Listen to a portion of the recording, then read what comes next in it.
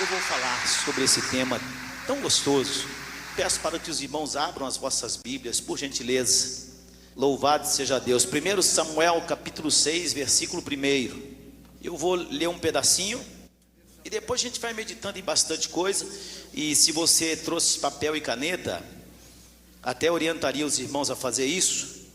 Os irmãos podem se utilizar de papéis e canetas para anotar os versículos que nós temos. Eu vou fazer assim, eu vou ler 1 Samuel, mas em princípio, deixa eu ler 2 Samuel, meus irmãos, capítulo 6. Eu vou ler 1 Samuel também, mas eu vou ler 2 Samuel primeiro, capítulo 6. 90 dias de agir, ou do agir do Senhor.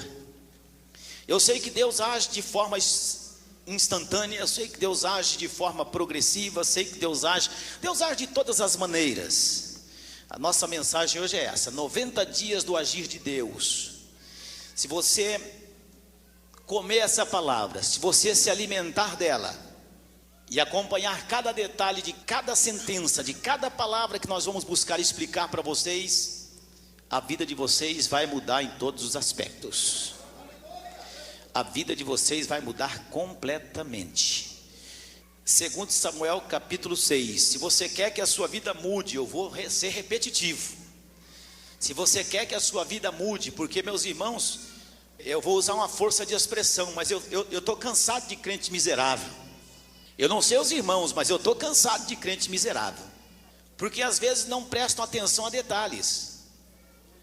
Eu estou cansado de crente que passam cultos inteirinhos levantando a mão e fazendo boquinha, que eu sempre digo, né? Fazendo boquinha, fazendo mãozinha, em êxtase, como se estivesse em êxtase de adoração, mas sabe que não sai da miséria, não sai do buraco. A vida é aquela mesmice e não muda nada. E não mudará a sua vida se você não se alimentar com o alimento que muda vidas, que é a palavra de Deus. Então, meus irmãos, preste atenção, porque essa palavra transforma vidas. Nós temos aqui exemplos tremendos para nós sairmos com força, com fé, com vontade, com apetite, para ver Deus nos mudar completamente em todos os sentidos da nossa vida. Davi traz a arca para Jerusalém, e tornou Davi a ajuntar todos os escolhidos de Israel em número de 30.000.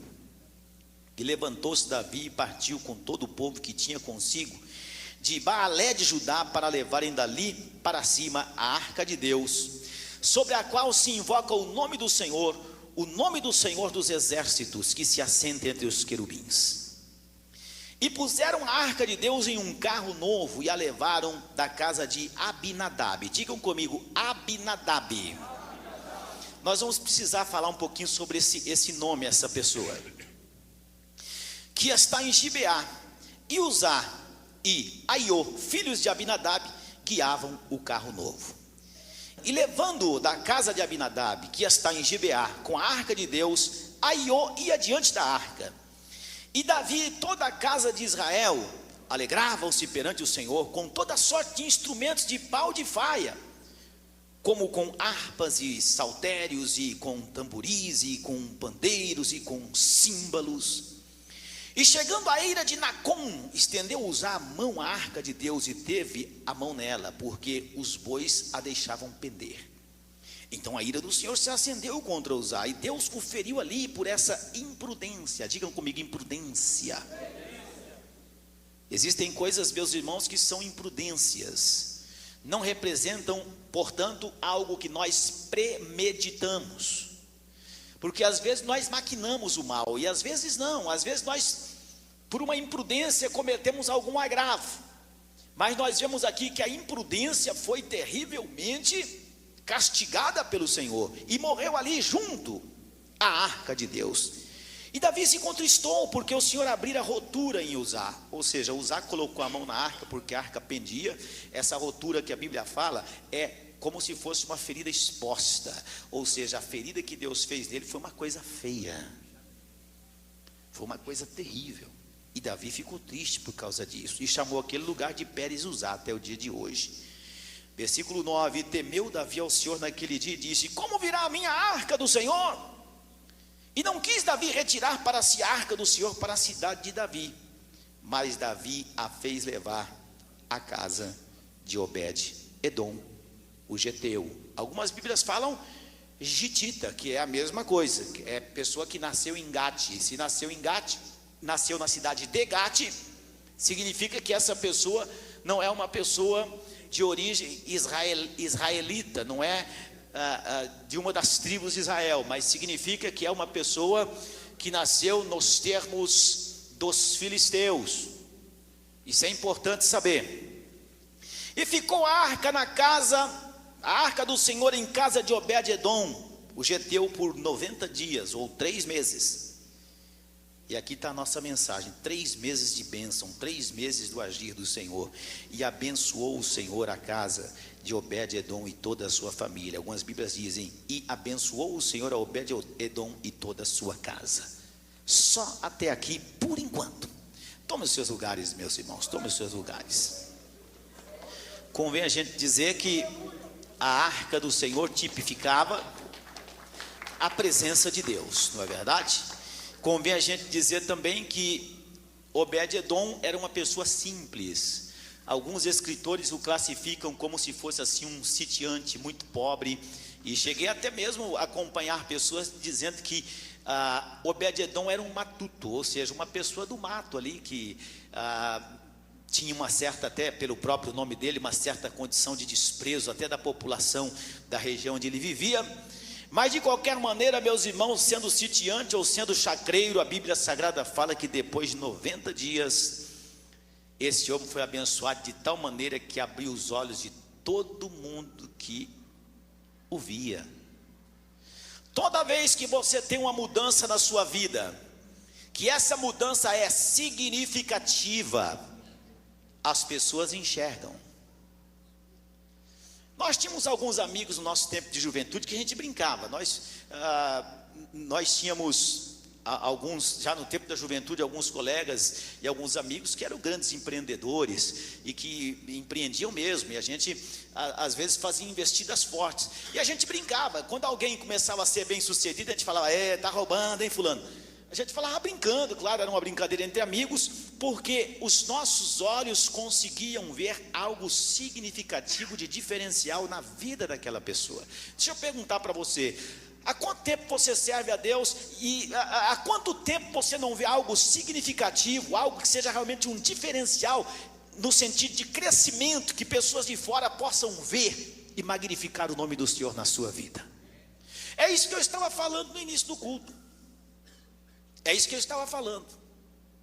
Porque, meus irmãos, não é que a gente se cansa no sentido assim: eu estou revoltado, eu quero que os irmãos agora que se... Não é isso. A gente se cansa de ver oportunidades que são dadas, a gente se cansa de ver diretrizes que são passadas para as pessoas, e muitas pessoas nunca saem da mesma situação.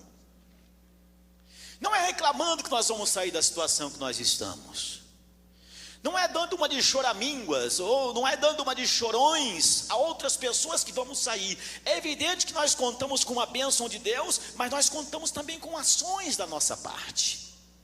Só conto para vocês a história. A Bíblia Sagrada fala, meus irmãos, que desde os tempos de Eli, a arca do Senhor, ela foi tirada do povo de Deus pelos filisteus.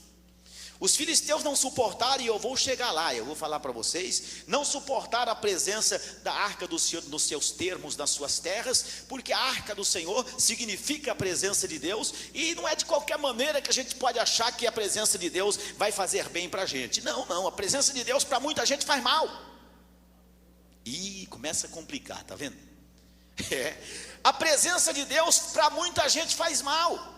A presença de Deus é luz. Se existem pessoas que estão em trevas, meus irmãos, e não querem sair das trevas, por que razão essas pessoas gostariam de ver os seus pecados como se fosse uma ferida aberta, ou os seus pecados serem expostos em praça pública? Para muitas pessoas a presença de Deus causa transtornos. O porquê que vocês acham que tantas pessoas lutam contra o crescimento do cristão evangélico, lutam terrivelmente contra as pessoas que combatem o pecado? Porque essas pessoas combatendo o pecado deflagram abertamente o que pessoas andam fazendo de uma forma tentando até explicar as suas atitudes, mas que são coisas que batem de frente com a palavra de Deus, e essas pessoas não gostam, de repente, de se verem expostas dessa maneira. No caso, meus irmãos, dos filisteus, eu vou chegar lá. mas de qualquer forma fazia 20 anos que a presença de Deus, tipificada na arca do Senhor, na arca da aliança, ela estava ausente de Israel. E Davi, meus irmãos, um certo dia foi, lutou, derrotou o gigante e tal, as pessoas vão restaurar e tal, e a história de Samuel, vamos orar e tudo, e Davi já tinha tomado conta, já era rei, e um dia ele disse, quer saber de uma coisa, vamos trazer a arca, vamos fazer subir a arca a Jerusalém, porque nós precisamos da arca, afinal de contas a arca é para nós essa coisa da presença de Deus, então vamos fazer isso. Eles resolveram então ir, nós lemos os versículos que falam, resolveram então, meus irmãos, juntar um grupo de pessoas. E nós lemos aqui, fizeram os seus louvores, a sua adoração, mas infelizmente eles não estavam devidamente preparados e alicerçados na forma correta de transporte da arca. E de repente a arca do Senhor que estava em cima de bois tomba, Uzá coloca a mão imprudentemente e ali morre. E quando morre, como nós acabamos de ler, Davi fica triste e fala, não dá para continuar, nós chega de desastre, não é verdade? A nossa intenção era boa, nós estávamos tentando, mas alguma coisa está errada, não vamos levar a arca para a casa do Senhor agora não, vamos fazer o seguinte. E no meio da estrada mesmo, eu acredito que Davi parou, Davi olhou de um lado para o outro, onde que a gente poderia deixar a arca por um tempo, até a gente ver como é que a gente faz para transportá-la. E à beira da estrada, meus irmãos, lá estava a casa do matuto Obed-Edom, lá estava a casa do chacreiro, lá estava a casa do sitiante, lá estava a casa de um homem que nem pertencia, nós podemos dizer, à nação eleita, não é verdade? E Davi olhou e falou, mas não dá para levar, como será que eu vou fazer? Eu não vou poder retirar assim. E fala, Davi, é o seguinte, tem uma casa ali, vamos bater lá e vamos ver, não é? E bater lá, tudo bem, E de repente Obed-Edom olhou, lá está o rei, né? Ele olhou, acho que ele cutucou a mulher dele e disse, parece que é Davi, não é? Eu acho que é Davi mesmo. E meus irmãos, o que acontece? Bom, eu acredito que qualquer filisteu conhecia a história de Davi. Afinal de contas, Davi foi aquele que mandou a pedrada no gigante filisteu, e seria impossível um descendente da terra do gigante, Gate, não saber quem era Davi.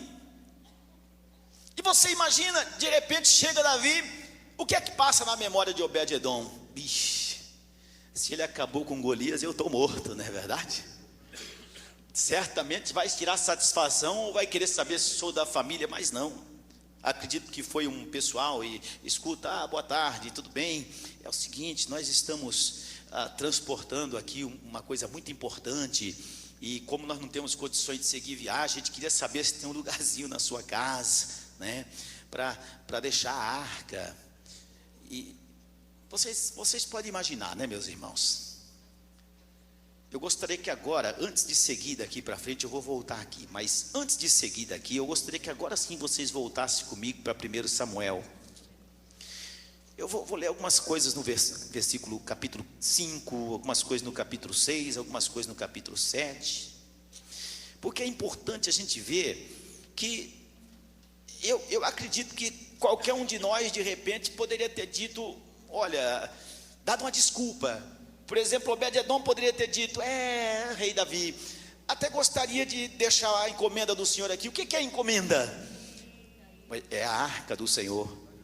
Você imagina, talvez os irmãos não saibam o significado de se falar para uma pessoa que eu acredito que conhecia a história, o que era a arca do Senhor.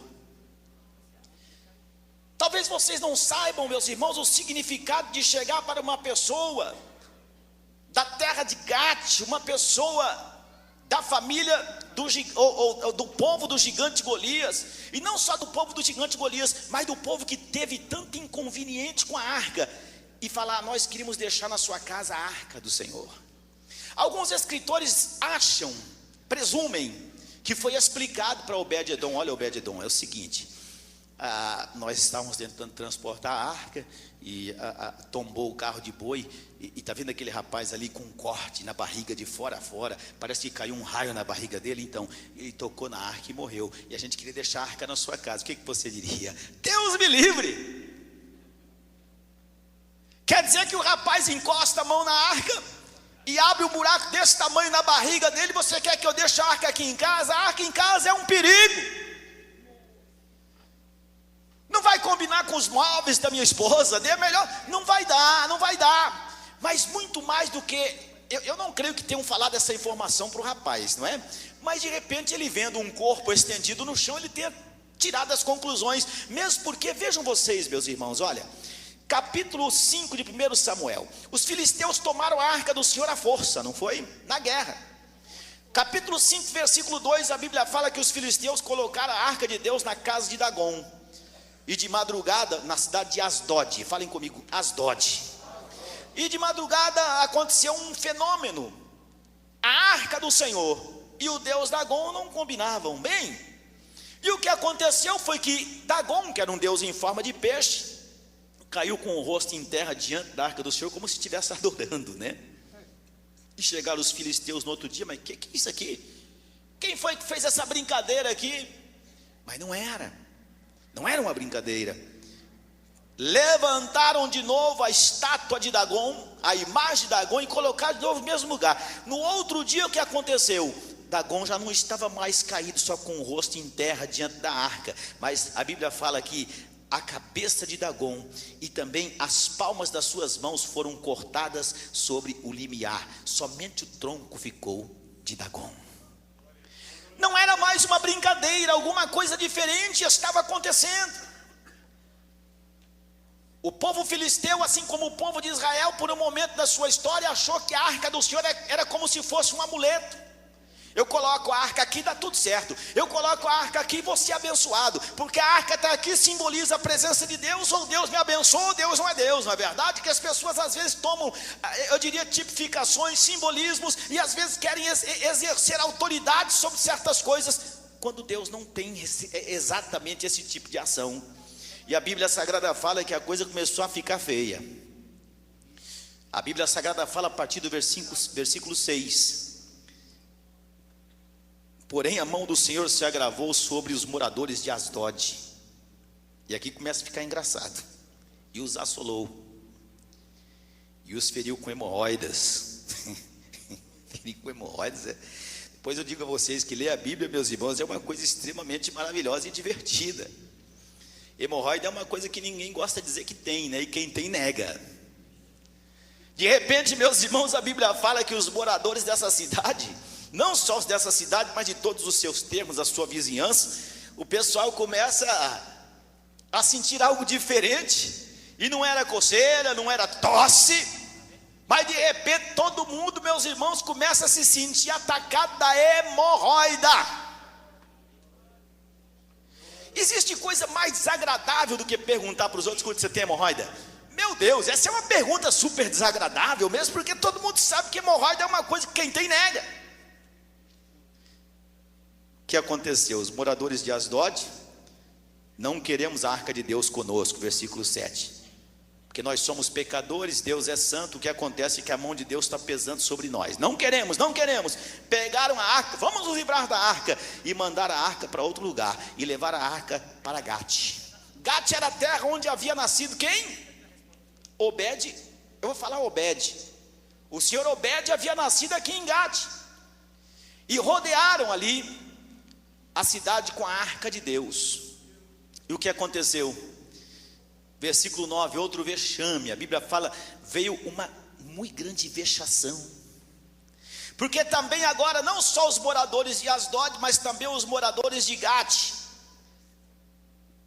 começaram a sofrer de hemorroidas nas partes secretas, ainda bem. Hemorroidas nas partes secretas. Meus irmãos, eu ri tanto com esse texto, porque eu começo a imaginar, meus irmãos, porque hoje uma pessoa tem hemorroida, vai num procto, né, um proctologista. O proctologista, ele tem todos os instrumentos para fazer os devidos exames, receitar os devidos remédios, dar as devidas receitas. Mas naquele tempo eu tenho uma sensação que uma pessoa que sofria de hemorroida não tinha como nós temos hoje, lencinho umedecido, papel especial para aquilo ali, e a pessoa toma a castanha dali, põe a pomadinha. Naquele tempo, hemorroida, meus irmãos, era hemorroida como ninguém queria ter. A coisa era terrível, desculpa a expressão, o negócio queimava mesmo. O negócio era feio. E aqui eu vejo, meus irmãos, a criatividade do nosso Deus. Vocês querem a minha presença, mas vocês são impuros. Vocês querem a minha presença, mas são servidores de outros deuses.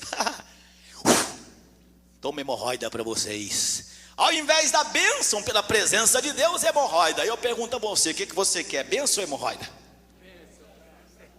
Mas ninguém pensa nem duas vezes. Alguns bênção. Os irmãos que já tiveram experiência sabem que a bênção de Deus é muito melhor do que a hemorroida, pelo amor de Deus, não é verdade? E os moradores então de Gate, meus irmãos, não dá, não tem condições. Vamos fazer o seguinte, vamos pegar a arca e vamos enviar para outro lugar, vamos enviar para Ecrom, do versículo 10 para frente. E a Bíblia Sagrada diz que era todo mundo tentando se livrar, não da presença de Deus só, mas do inconveniente das hemorroidas. Levaram para Ecrom. Quando chegou em Ecrom, meus irmãos, as pessoas já tinham informação, embora não tivesse internet naquele tempo. Quando a arca chegou em Ecrom, no versículo 11, a Bíblia Sagrada nos fala que o povo daquela cidade já estava preparado para não receber a arca. E aquele povo já reclamou, já se viu uma coisa dessa. Pode verificar o versículo 11, que eles chegaram ali, envia a arca de Deus para outro lugar, porque aqui não dá. Vocês trouxeram a arca de Deus para nos matar aqui. Aí eu pergunto, e desde quando a presença de Deus mata alguém? A presença de Deus, meus irmãos, ela é inconveniente na vida das pessoas que se comportam inconvenientemente. É verdade que sim, mas nesse caso aqui os moradores dizem que leva para lá isso, pelo amor de Deus. Mas antes que eles pudessem falar, a Bíblia fala que veio a mortal vexação em toda a cidade, e a mão de Deus se agravou ali. E a Bíblia fala no versículo 12, e os homens que não morriam eram tão feridos com hemorroidas que o clamor da cidade subia até o céu. Você já imaginou a cidade inteira?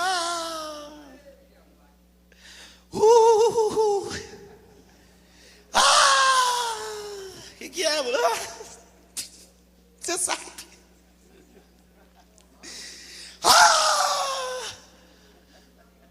Uma hemorroida para levar uma cidade inteira a começar a gritar, tem que ser uma hemorroida da brava.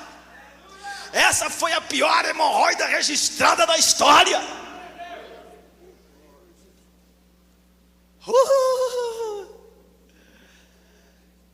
Nunca se vendeu tanto espanador. Só Deus para ter misericórdia. No capítulo 6, meus irmãos, os filisteus chegam à conclusão que a arca de Deus não era um amuleto, como as pessoas às vezes pensam que coisas de Deus são. Tem muita gente que faz da Bíblia um amuleto, tem muita gente que faz do Salmo 91 um amuleto, tem muita gente que faz de coisas que se traz à casa de Deus um amuleto. Olha aqui o paninho não sei o que, olha aqui a camiseta não sei o que. Tem muita gente que faz isso achando que isso é uma coisa normal, e tem uma forma de buscar uma coisa bíblica para comprovar isso. Como dizia o extinto presbítero Julinho, vamos ficar no Evangelho, né, meus irmãos? Vamos ficar no Evangelho, porque a gente saiu do Evangelho da cabeçada, a gente erra. E nós não queremos continuar errando, pelo contrário, nós queremos acertar. Finalmente os filisteus resolvem fazer o quê? Vamos enviar a arca ao povo de Deus, ao povo de Israel, porque aqui na nossa terra a arca, mesmo que seja ela a presença de... Alguém dizia, puxa, mas os judeus quando levavam a arca aqui e ali, coisas aconteciam, trovejava-se o céu, que coisa, e agora, eu não sei, e com a gente está dando tudo errado, vamos lá de volta. E no capítulo 6 agora, meus irmãos, a Bíblia fala que aí apareceram os sábios, olha, tudo bem, vamos fazer uma expiação de culpa, então sereis curados, vamos fazer o seguinte, vamos devolver a arca. Mas para a gente devolver a arca, porque não era só hemorroida, haviam ratos também, meus irmãos, ratos também que comiam os depósitos e os celeiros dos filisteus. Celeiros é onde se deposita grãos.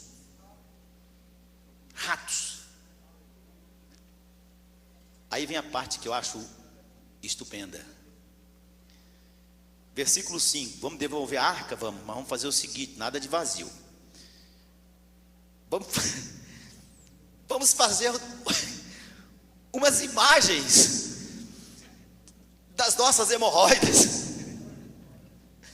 Ou seja, vocês vão ter que tirar uma fotografia das vossas hemorroidas e fazer a imagem das vossas hemorroidas, a imagem dos vossos ratos que andam destruindo a vossa terra, e vocês vão dar glória ao Deus de Israel, para ver se o Senhor alivia, porque não dá para continuar assim.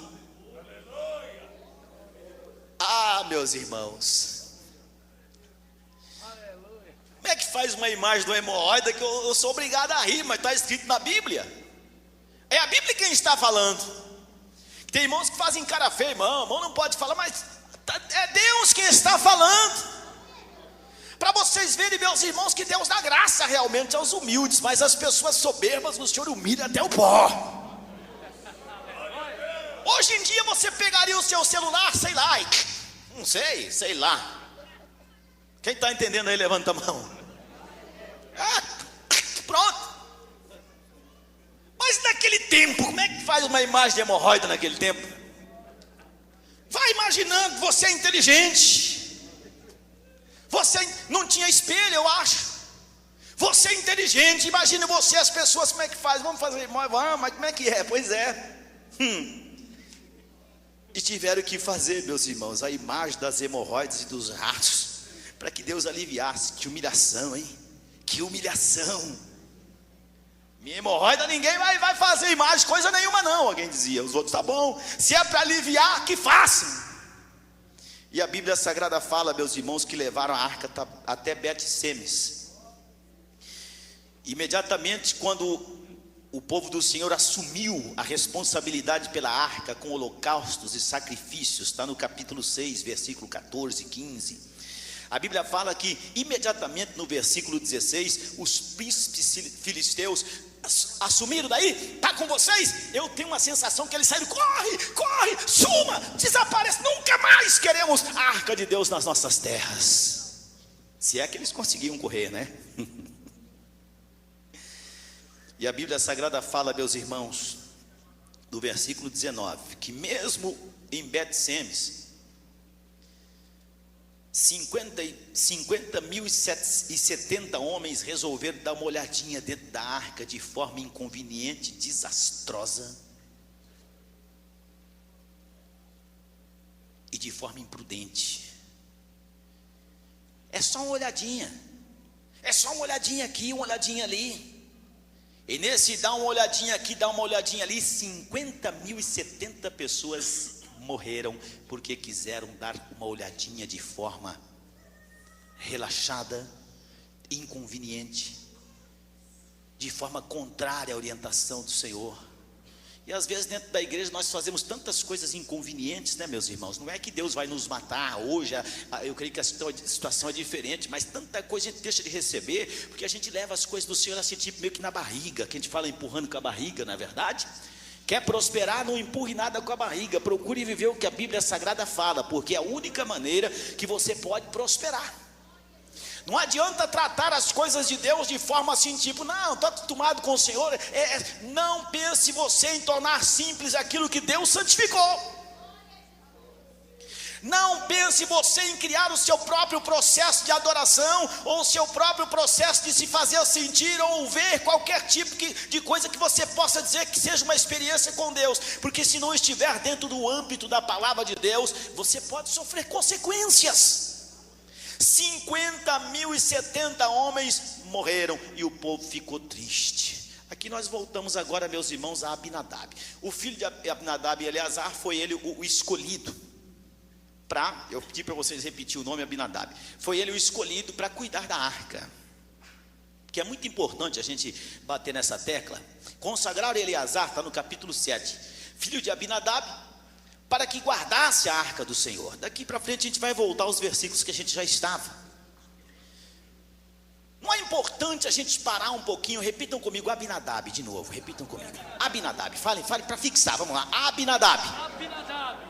Não é importante, meus irmãos, a gente parar e pensar, porque a arca ficou na casa de Abinadab por aproximadamente 20 anos. E não é interessante que a Bíblia Sagrada não fala que Deus abençoou e prosperou a casa de Abinadab e Eleazar, seu filho, e os seus irmãos, Uzá e o Eô, o Arfaiô, lá. Não é importante que a Bíblia não fala exatamente que essas pessoas tiveram algo que fosse significativo, que chamasse a atenção de quem olhasse para aquela casa. Não é importante nós falarmos para vocês, meus irmãos, que existem diferenças quando Deus faz a leitura dos corações e quando nós mesmos, às vezes, nos expressamos perante o Senhor e até conseguimos fazer outras pessoas acharem que nós somos o que nós não somos. Porque eu tenho certeza que quando nós falamos de uma palavra como essa, a pergunta ela é simples: por que Deus não abençoou Abinadab e os seus filhos, Eleazar, a sua família, e abençoou Obed-edom, sendo ele ainda um filisteu? Porque essa pergunta não é uma pergunta, meus irmãos, muito simples. E essa pergunta responde exatamente a situação de muitos irmãos que chegam a dizer: eu sou crente há 20 anos, de repente vem uma pessoa, tem 3, 4, 5 meses que estão servindo o Senhor, e as coisas se transformam na vida dessas pessoas, a ponto de causar espanto a todos nós, e nós falamos: puxa, há algo de significativo mudando na vida dessa pessoa. Por que será? Porque, meus irmãos, nós estamos, eu diria, pedindo a Deus que abra os vossos corações para que vocês possam sair de repente de situações que há tanto tempo vocês já estão vivendo e não conseguem sair dela. E olham tantas pessoas que dá-se a sensação que chegaram ontem na presença de Deus, e essas pessoas estão extremamente prósperas e abençoadas. Nós vamos chegar lá, mas agora a gente volta ao Obed-edom. Esse sim foi abençoado. Agora a gente pode voltar e parar, estacionar um pouquinho lá em 2 Samuel capítulo 6. Esse sim foi abençoado. Versículo 11: 3 meses foi o que Deus precisou. Mas a gente vê aqui, de repente, não era um sacerdote, não era uma pessoa de expressão ou da família real, ou alguém que até o presente momento aparecesse de forma expressiva em nenhum tipo de linhagem familiar, mas era o senhor Obed, edomita, porque aí está o seu nome, Edom, descendente certamente de Esaú. Está aí, aparece, 3 meses e foi abençoado, ele e toda a sua casa. Aquela casinha simples na beira da estrada, aquela casinha, quem sabe, pobrezinha à beira da estrada. Eu creio que Obed-edom conhecia muito bem a história da arca. Eu creio que por ser filisteu, os filisteus diziam: rapaz, se algum dia aparecer perto da sua casa uma arca, fuja, porque aquilo lá dá hemorroida. Ou não? Se aparecer alguém com uma arca dizendo: fica aqui a presença de Deus, o Deus dos israelitas, fuja, porque vai aparecer rato na sua casa, vai aparecer, enfim, todo mundo vai passar a sofrer doenças como essa, e ratos vão invadir a sua casa. E de repente aparece Davi, de repente aparece a arca, e de repente Davi fala: coloque a arca na casa dele. A Bíblia Sagrada fala no versículo 10 que Davi não quis retirar para si a arca do Senhor para a cidade de Davi, mas a fez. Ou seja, Davi foi meio que forçando: a arca vai ficar na sua casa. Mas ele poderia ter recusado de repente, não é verdade? Mas não. Aqui nós vemos, meus irmãos, que aparentemente de bom grado Obed-edom disse: não, a arca do Senhor é a arca que deu hemorroida no meu povo no passado. Não bem assim como você está colocando, mas o rapaz ali que está com a barriga toda aberta, aquilo ali, o que foi? Foi um raio? O que foi? Uma bomba atômica na barriga do rapaz? Por quê? Porque tocou na arca. E é para ficar na minha casa? E a mulher dele: bem, não combina com os móveis. Ele: não. Como é que é o negócio? É o seguinte: é assim que se cuida, é assim que se olha, não toca, é o zelo. Tá bom, rei, tá bom, rei, tá? A orientação é essa. Pode deixar que eu vou cuidar direitinho, pode deixar que vai ficar na minha casa, fica tranquilo. Meus irmãos, o primeiro lugar onde a bênção de Deus começa a acontecer é na nossa casa. E eu vou explicar por quê. Porque é na nossa casa que nós somos quem nós realmente somos. Tem muita gente que na igreja só falta a auréola, aquela coisinha assim, né? Mas em casa é o capeta em pessoa, não é verdade? É na nossa casa que nós mobilizamos o nosso eu, o que nós realmente somos. É na nossa casa que a nossa família nos observa e vê se nós temos condições de ser sacerdotes do Senhor, e às vezes não temos condições de ser nem sacerdotes do lar, quanto mais sacerdotes do Senhor. Nós podemos ver, meus irmãos, as bênçãos de Deus, por exemplo, na casa de Zaqueu, começou na casa, na casa de Lázaro, na casa de Pedro. Inclusive a presença de Deus nas casas das pessoas faz acontecer milagre até em favor de sogras, não é verdade? Na casa de Pedro foi assim, a sogra estava lá e estava na família lá, estava dentro de casa, Deus estava lá, a sogra foi curada. Deus é assim, Deus cura, amém? É dentro de casa que nós podemos ver a presença de Deus começar a mudar tudo na nossa vida. Abinadab, com ele não aconteceu nada, porque certamente alguma coisa na casa dele não estava de acordo com aquilo que Deus realmente queria. Certamente Abinadab, ele não aconteceu nada na casa dele, porque ele de repente disse: não, eu vou cumprir o meu papel, a minha obrigação. É aquela coisa que eu sempre falo, que as pessoas às vezes têm um certo sentimento sindicalista, não é verdade, meus irmãos? É aquele sentimento de que não, eu tenho que trabalhar 6 horas, vou trabalhar 6 horas, se vocês não, eu vou na justiça. É aquela coisa de não, eu tenho a minha obrigação, vou cumprir a minha obrigação. Mas eu tenho certeza absoluta que qualquer pessoa, qualquer patrão, qualquer empresa tem prazer em ver um funcionário que trabalha por amor. Não, patrão, é o seguinte, o negócio comigo é 6 horas só, mas se tiver que ficar 6 horas e 40, eu fico, porque eu gosto de trabalhar aqui, eu gosto do Senhor, o Senhor me ajuda, a minha família cresceu, foi criada tudo aqui, trabalhando aqui, então eu tenho aqui a minha obrigação de honrar esse trabalho que coloca o pão na boca dos meus filhos. Mas tem pessoa que não, tem pessoa que é o sentimento sindicalista, é aquele sentimento mesquinho de tenho obrigação de fazer, cumpra a minha obrigação. Está errado? Não é que está errado, mas isso torna as pessoas medíocres, isso torna as pessoas apenas pessoas. E o que torna as pessoas pessoas especiais são as suas atitudes que o tiram da média e o colocam numa situação que também causa espanto às pessoas que estão enxergando ela. Eu tenho certeza absoluta que Obed-edom, ele pegou o procedimento de como se comportar diante da arca do Senhor e disse: é assim que tem que se comportar, então é dessa forma que eu vou me comportar com todo zelo. Tinha ele alguma obrigação? Necessariamente não, mesmo porque nem israelita ele era. O rei Davi não era necessariamente o rei dele. Ele poderia dizer: não, Davi, não vou deixar a arca aqui não. Pensa que você matou um gigante lá, viu? Golias era meu primo, viu? Mas não, essa arca, o meu avô falou que quase morreu de hemorroida por causa dessa arca, quando ele morava lá em Ecrom. Não, leva essa arca para lá. Mas não. E o que aconteceu? Deus começou a abençoar. Alguns escritores dizem que Obed-edom era miserável. Alguns escritores dizem que Obed-edom nem filhos tinha, que sua mulher era estéril. Eu não posso comprovar isso biblicamente, embora eu tenha buscado com todo o meu conhecimento, com todos os equipamentos e armas, livros. Eu não encontrei nada que dissesse que a mulher dele fosse estéril, que ele não tinha filhos. Mas eu encontrei sim, meus irmãos, que ele foi grandemente prosperado, a ponto das pessoas crescerem os olhos na prosperidade dele. Se ele era sitiante ou chacreiro, de repente aquela galinha que botava uma vez por dia, uma vez por semana, passou a botar 10 ovos por dia. E a mulher gritou: Betinho, mulher, que coisa é essa aqui? O quê? Essa galinha está roubando o ovo de alguém, não é possível.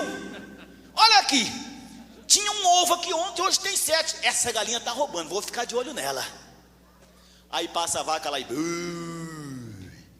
O que é, vaca? A vaca se levanta, pega, desculpa a expressão, pega a teta e fala: traduzido, quer leite? Parecia uma torneira. Já vai leite. Vai uma vasilha, vai 2 e a vaca. E aquela vaca que estava prenhe lá, o que foi? Poxa, essa vaca aqui Não um bezerro só por vez, é isso? Eu não sei, não entendo muito de fazenda. Quantos bezerros por vez que nascem? É um só por vez?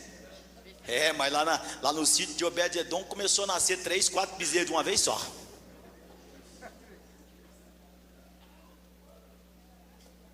A plantação de alface, eu acho que esse negócio de coisa de Itu aconteceu no sítio de Obed-edom. Começaram a chamar o sítio dele de sítio de Itu. De repente um pé de alface que Obed-edom olhava assim: mulher, olha onde que eu estou, atrás da folha de alface. A Bíblia Sagrada fala que Deus começou a abençoar a casa de Obed-edom. Deus começou a abençoar, até que um dia alguém teve que falar. Alguém soltou a língua. Alguém chegou e falou: quer saber de uma coisa? Esse rapaz está prosperando muito, eu vou falar para Davi. Meus irmãos, a partir do momento que nós achamos que fazemos apenas a nossa obrigação, nós não somos diferentes dos demais.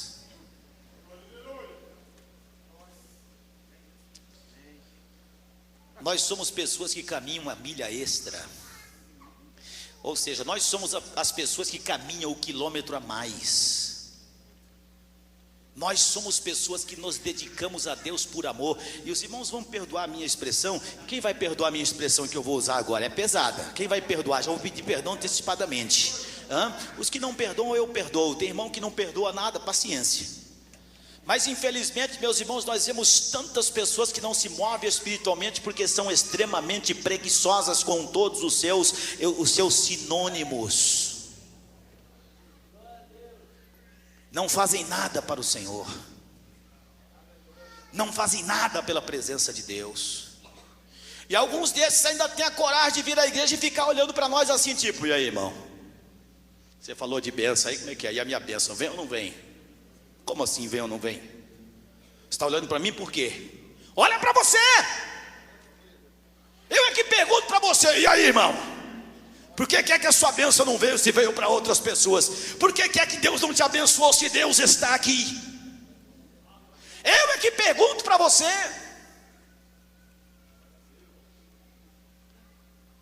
Porque nós somos colocados como instrumentos de Deus. E como instrumentos de Deus, nós ensinamos às pessoas a palavra de Deus. Agora, nós não podemos de forma alguma deter o acesso das pessoas a Deus através da nossa pessoa. Ou seja, eu não posso me colocar aqui e falar: irmão, se você orar a Deus não falar o meu nome, você não vai ser abençoado. Não, pelo contrário, o véu do templo se rasgou e você tem contato direto com Deus. Mas depende do que Deus vê no seu coração, para que Deus dê a você a resposta do que você tanto pede. Não tem outro jeito. E chega lá, meus irmãos: Davi, é o seguinte, eu quero falar com o senhor. Pois não, mais rápido que eu estou com pressa, tenho que presidir uma reunião de reis aí. Lembra de Obed-edom? Acho que Davi colocou a mão no coração. Vai dizer que o miserável tocou na arca e morreu? Não, rei, não é isso não.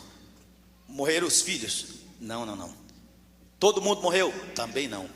Deu um terremoto, deu uma tragédia, o homem está morrendo de hemorroida? Também não. O que acontece, rei, é que lembra 3 meses atrás, quando o senhor deixou a arca lá? Claro que eu me lembro, claro. Rei, o homem prosperou, que todo mundo está admirado. Ninguém entende o que é que está acontecendo com aquele homem. Ninguém entende o que é que está acontecendo com Obed-edom. Como assim? Imagina o senhor, rei, quando chove quando chove lá, só chove no terreno dele. Ovos, só as galinhas dele dão ovos, leite, só as vacas, enfim, está todo mundo ficando rico lá, está todo mundo sendo prosperado. Obed-edom e a sua casa, Davi, pelo amor de Deus, nós temos que trazer a arca. Aí imagine vocês, meus irmãos, depois de 3 meses, Obed-edom está lá bem sossegado. Aí Davi bate na porta da casa dele: ei, ele abre a porta: rei, o senhor de novo, aquele susto, não é? Não é todo dia que um rei bate na porta da sua casa. Agora, em 3 meses, 2 vezes. O negócio é o seguinte, Obed-edom: nós vamos ter que levar a arca do Senhor, porque... Não, mas o senhor pode deixar aqui, eu tô cuidando direitinho, não tem problema não. A arca de Deus aqui está bem em casa. Pode ficar sossegado, rei, porque aqui está tudo tranquilo. O rei olha e fala: Quando passei na sua casa a última vez, não tinha nem capim seco na frente, agora está tudo verde, olha só. Passei na sua casa, tu era o mais miserável, agora olha só. E aquela carroça ali do ano, quem comprou aí? Foi eu, rei, foi eu, Deus deu a carroça do ano. Aqueles bezerros ali, parece que são bezerros de Itu. São meus, rei, pode deixar, quer que eu tomo conta dela? Se o senhor deixou 20 anos, ou seja, ficou 20 anos na casa de Abinadab, o senhor pode deixar uns 15 na minha casa, tá bom. O rei falou, não, nós vamos levar a arca para Jerusalém. Olha, meus irmãos, a presença de Deus é o que faz mudar a sua vida. A presença de Deus na sua vida é que faz a sua casa ser abençoada. A presença de Deus na sua casa é que faz da sua casa uma casa alegre, uma casa de vitória, uma casa onde as pessoas olham e dizem, não dá para acreditar que essa gente está prosperando desse jeito. Não dá para acreditar que isso está acontecendo. E Deus está dando a você uma oportunidade de mudar de vida hoje. E essa oportunidade é simples. Receba a presença de Deus na sua casa, na sua família, e seja prosperado e abençoado. Receba a presença de Deus.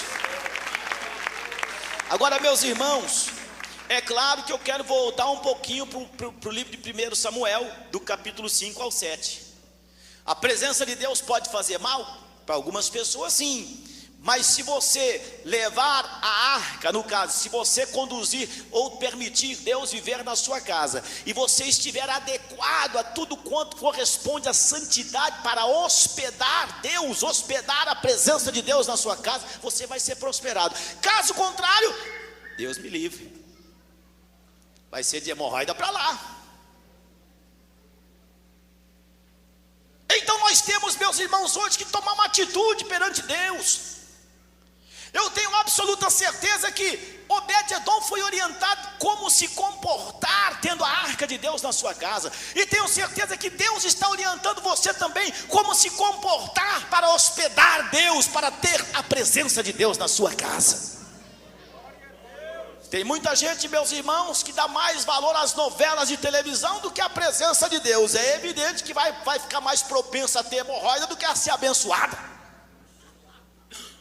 Tem muita gente que dá muito mais valor a coisas mundanas, profanas, coisas que profanam o nome do Senhor, deuses estranhos, atitudes pecaminosas, do que a presença de Deus. São crentes nominais, são crentes de carteirinha, são crentes culturais, são tudo, mas não são crentes abençoados por Deus. E essa história muda se você tomar uma atitude. Essa história muda se você mudar juntamente com a sua história. Por essa razão, tudo que não glorifica o nome do Senhor, arranca para fora da sua casa, arranca para fora da sua vida.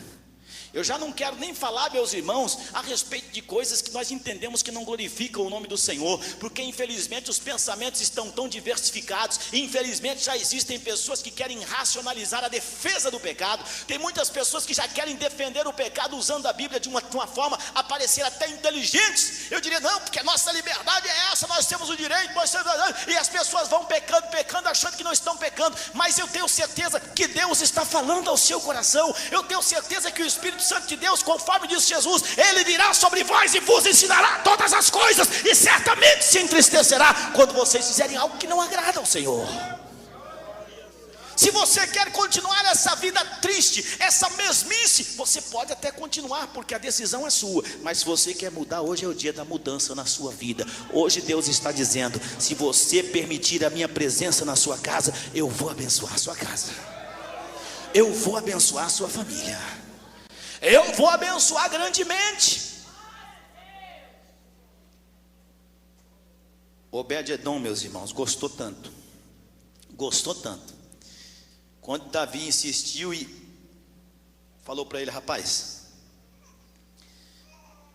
para de insistir, eu vou levar a arca que Deus já te deu nesses 90 dias, foram 90 dias, presta atenção, 90 dias, o que Deus já te deu nesses 90 dias está bom demais. Obed-edom só deu um grito lá, mulher, prepara a mudança, porque o rei está levando a arca aí para longe da presença de Deus, ou longe da presença de Deus, eu não fico mais. Não fico mais. Vai levar mesmo, velho? Já falei que vou levar. Deixa mais um mês então, rei. Só mais um mesinho. Vou levar a arca. Não vai ficar a arca, não. 15 dias então. Não teve jeito. Obed-edom falou: então eu vou junto. Eu vou junto. Se a arca vai, eu vou. A Bíblia Sagrada fala, meus irmãos, gostaria que vocês anotassem esse versículo que está no segundo livro das Crônicas, capítulo 26, versículo 4. A Bíblia Sagrada fala que até a terceira geração de Obed-edom foi abençoada de uma forma tão tremenda, tão tremenda, tão tremenda. A Bíblia fala isso. Os filhos dos filhos de Obed-edom, todos eles foram alcançados. Até a terceira geração de Obed-edom foi alcançada com a bênção da prosperidade do Senhor. Isso é significativo. Isso é maravilhoso, porque a presença de Deus, ela nos afeta de uma forma, meus irmãos, que se nós perpetuarmos a nossa vida na presença de Deus, os nossos filhos serão alcançados. Eu pergunto a você: adianta alguma coisa você ser uma pessoa extremamente abençoada, falar línguas, lançar profecias, e os seus filhos irem para o inferno, e os seus netos estarem perecendo? Nós sabemos, meus irmãos, que a maior herança que nós podemos deixar para os nossos filhos é a salvação que nos foi comprada por Cristo Jesus, e as bênçãos e as prosperidades que podemos receber pela presença de Deus nas nossas vidas. Eu não vou dizer que todos os filhos de Obed-edom, todos os netos foram beneficiados. Eu não diria isso, mas eu diria, meus irmãos, porque a Bíblia fala que a família de Obed-edom foi tocada grandemente, foi abençoada grandemente, e você pode confirmar isso. Segundo livro das Crônicas, capítulo 26, versículo 4. A presença de Deus afeta nós e afeta também os nossos filhos grandemente. A Bíblia Sagrada nos fala que Obed-edom, de repente, aquele matuto ali do mato, e de repente abençoado, ele começa: não, vamos mudar, não vou ficar aqui. E a Bíblia Sagrada fala que logo Obed-edom aparece na Bíblia louvando o Senhor.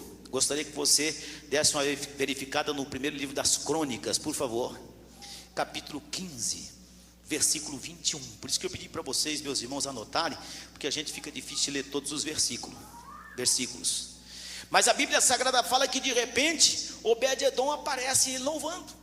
Ou seja, de uma pessoa que não tem nenhum tipo de instrução, considerado uma pessoa do mato, aparece já como um adorador. A presença de Deus transforma todas as pessoas, indiferente do seu grau de instrução ou qualquer coisa, em adoradores verdadeiros.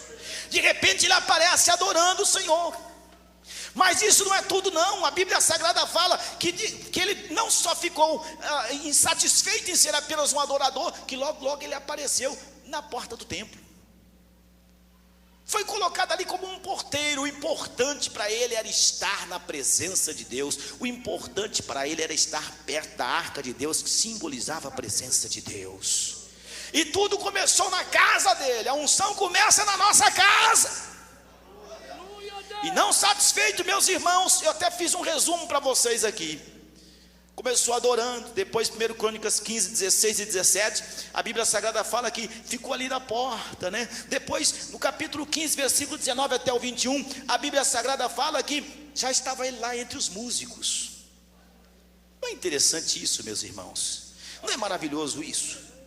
Já estava entre os músicos, e não satisfeito em estar apenas entre os músicos, a Bíblia Sagrada fala que logo ele se torna também ministro da adoração. E depois de ministro da adoração, ele se torna líder de 68 pessoas, exercendo liderança entre 68 pessoas. Quem era esse Obed-edom? Meu Deus! Era o mesmo Obed-edom que um dia, meio medroso, ele disse: não, eu vou cuidar da arca de Deus. É a presença de Deus, qual é a instrução? Essa eu vou seguir, porque eu sei que o Deus de Israel é Deus vivo, é Deus verdadeiro. E quer saber de uma coisa? Se eu me comportar da forma que o Deus de Israel quer, eu vou ser prosperado. E foi prosperado. Vejam vocês também, meus irmãos, que Obed-edom, ele não se importou de repente em deixar sua casa abençoada, o seu cantinho abençoado, para tipo que começar assim uma coisa do início, um recomeço. Deus sempre dá novas oportunidades para nós, e mesmo quando Deus abre uma porta, que a sensação que nós temos é que nós estamos sendo rebaixados, se a presença de Deus está conosco, não nos preocupemos, porque Deus tem os nossos passos preparados, Deus tem o nosso futuro escrito, Deus apenas aguarda as nossas atitudes. Obed-edom, meus irmãos, foi tão próspero, no livro de 2 Crônicas, capítulo 25, versículo 24, fala-se que Obed-edom e a sua família depois passaram a ser aqueles que tomavam conta das finanças do rei. E as finanças do rei era algo assim de valor incrível. Como é que pode uma família que sai do nada, de repente essa família está no posto, que a gente poderia dizer que seria o posto de maior confiança do rei, de maior confiança da coroa? A presença de Deus, nós não podemos de forma alguma viver sem a presença de Deus. Nós não podemos nos conformar, meus irmãos, em viver sem a presença de Deus. Cada dia, cada culto, você vem a um culto, você vai fazer uma oração, você vai a uma vigília, conscientemente, sem meninice, sem extravagância. Se você não sentir a presença de Deus, não se conforme. Diga: Senhor, eu não saio daqui enquanto não sentir a sua presença, porque eu não posso viver sem a sua presença, porque a sua presença faz toda a diferença na minha vida. A presença de Deus fez a diferença na vida de Davi, fez a diferença na vida de Sansão, fez a diferença na vida de Abraão. A presença de Deus fez a diferença na vida de Obed-edom, uma pessoa, meus irmãos, que eu diria assim, que seria contra qualquer tipo de prognóstico de bênção, mesmo por não fazer parte do povo de Deus. De repente eu vejo pessoas dizendo: e quem foi Obed-edom? E as pessoas respondem nos fóruns: foi um levita. Não é que ele foi um levita, ele não nasceu levita, ele não era da tribo de Levi, mas pela fé ele foi abençoado e foi um adorador. Pela fé ele foi abençoado, pela presença de Deus foi prosperado, pela presença de Deus até a terceira geração da sua família foi tocada, foi prosperada, foi abençoada, e alcançou o que eu diria o posto de excelente confiança. Não diria a vocês que seria de maior confiança nesse tempo bíblico, mas a pessoa sai do nada, depois não, você agora, por que uma pessoa, qual é a pessoa que você colocaria no seu negócio, na sua firma, para cuidar da parte financeira? Diga para mim. Qual é a pessoa? É a pessoa que no mínimo você confia nela. É o ponto 1. É a pessoa que no mínimo você tem confiança de que tem uma boa condição, e que essa pessoa, pela boa condição que tem, ela não terá necessidade de tirar do que pertence a você. Para você ver a prosperidade que Deus deu a Obed-edom, aos seus filhos, aos seus netos e à sua família. E você vai querer o quê? Presença de Deus ou hemorroida? Deus muda a sua história, mas você tem que fazer a sua parte. Deus muda a sua situação financeira, sim. É evidente, Deus muda a sua situação financeira pela presença dEle, sim. E isso requer de nós apenas e tão somente o entendimento do que realmente Deus quer para nós. Na presença de Deus nós prosperamos. E eu vou encerrar fazendo uma pergunta para vocês. Vocês se lembram de José? Não preciso perguntar mais nada. Vocês se lembram de José? Porque, meus irmãos, vou encerrar já. Às vezes nós pensamos, quero repetir isso. Às vezes Deus nos dá uma oportunidade, e a oportunidade que nós temos de Deus, ela nos remete a coisas que aos olhos humanos, a sensação que nós temos é que nós estamos regredindo.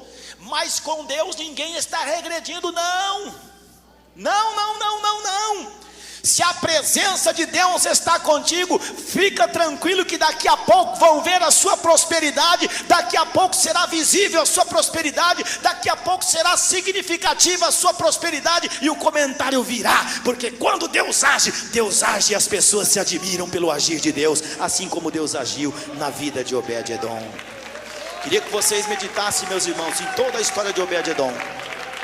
Queria que vocês meditassem em toda a situação que Obed-edom passou, em todas as vitórias que Deus deu a ele, em todas as vitórias que Deus deu à sua família, em todas as coisas que Deus realizou, que foram causaram admiração a outras pessoas.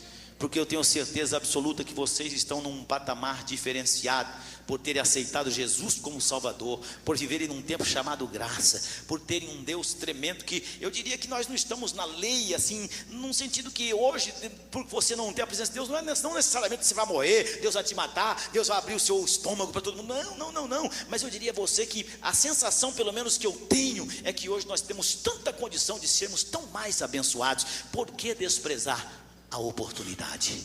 Vocês se lembram de José? É a pergunta que eu faço para vocês. A sensação que se teve foi que ele regrediu, mas não. Deus tinha um projeto, ele aceitou o projeto, cumpriu o seu papel, e Deus o abençoou. Que Deus abençoe você também. Que o Espírito de Deus siga falando ao seu coração também. Louvado seja o nome do Senhor, exaltado seja o nome do nosso Deus. E os irmãos podem meditar, meus irmãos, no capítulo 15 de 1 Crônicas, capítulo 16, que vocês vão encontrar mais informações ainda sobre Obed-edom e tudo quanto Deus fez com ele e sua família. Se coloquem de pé em nome de Jesus. Vamos agradecer ao Senhor por essa palavra. Obrigado, Senhor meu Deus, por essa palavra. Obrigado pelo seu poder, pela sua misericórdia dirigida a nós nessa noite. Essa igreja agora sabe, meu Deus, que a presença do Senhor, ela muda mesmo. Muda vidas, muda pessoas. A presença do Senhor, ela muda situações. Nós precisamos da presença do Senhor. Nós queremos a presença do Senhor. Senhor, não é à toa que os discípulos no caminho de Emaús diziam: fica conosco, Senhor, fica conosco. Fica conosco, Senhor, fica com a sua igreja, meu Deus. Fica com os corações que clamam pelo Senhor. Fica com as vidas que clamam pelo Senhor. Fica com os corações dispostos, ó Deus, a serem tocados e a serem prosperados pelo Senhor. O Senhor conhece, ó Pai, o coração de cada pessoa, a oração de cada pessoa. O Senhor conhece, meu Deus, a dedicação, a firmeza. O Senhor conhece e faz a leitura real do que esse coração realmente expressa perante Ti. O Senhor tem vidas aqui que podem ser abençoadas hoje, ó Deus. O Senhor somente sabe quais. Senhor meu Deus, o Senhor é Deus que prospera sim o coração que o Senhor olha e vê nele, Senhor meu Deus, a condição de ser prosperado, a abertura para ser prosperado, o carinho, o zelo. E o Senhor vê, meu Deus, o desprendimento. O Senhor vê a vida que foge da mediocridade. Senhor meu Deus, a presença do Senhor nos faz a diferença, meu Deus. A presença do Senhor nos faz sermos abençoados. Em nome de Jesus Cristo, ó Pai, abençoa aqueles que têm o coração dispostos a serem abençoados. Em nome de Jesus Cristo, nosso Salvador. Amém, Senhor, amém. Que Deus os abençoe grandemente e que vocês sejam riquissimamente abençoados a cada dia. Se despede de vocês, vosso irmão Lourival de Almeida. Vão com Deus, meus irmãos. Vocês estão abençoados, viu? Vão com Deus. Foi um prazer tê-los aqui nessa noite, em nome de Jesus. Vão com Deus.